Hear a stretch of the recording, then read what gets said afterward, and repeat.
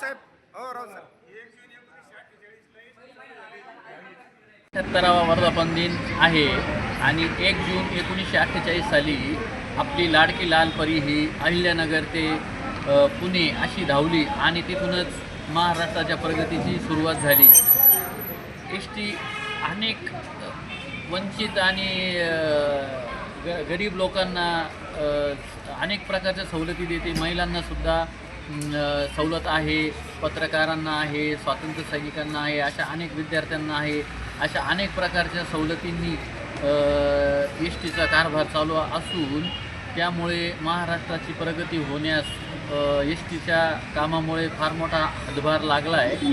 आणि असंच प्रेम महाराष्ट्रातल्या लोकांनी एस टीवर करावं आणि एस टीची उत्तरोत्तर प्रगती व्हावी हीच माझी इच्छा आहे.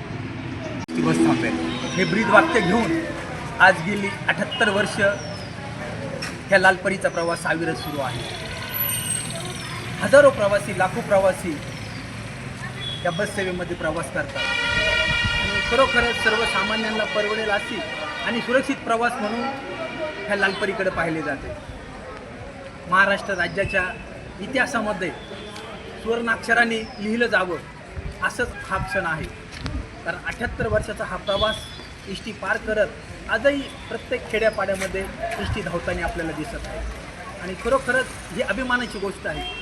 प्रत्येकाला सोयीसुविधा, कॉलेजचे विद्यार्थी असू द्या, वृद्ध असू द्या किंवा इतर सर्व तळागाळातील प्रत्येकाला ही एस टी अत्यंत प्यारी आहे. आणि ह्या एस टीचा प्रवास असाच वृंदीगत होत राहो, अविरत प्रवासीचा सुरू राहो हीच आपण आजच्या शुभदिनी प्रार्थना करूया. त्यावेळीची लालपरी लालपरी आज 40-50 वर्षापूर्वी जर आपण बघितलं, इतिहासात जर आपण डोकावलं तर एखाद्या खेडेगावामध्ये जर एस टी जर आली तर आबालवृद्धापर्यंत सर्व त्या एस टीला पाहायला जात होते. परंतु आज दळणवळणाचे साधन वाढलेले आहेत.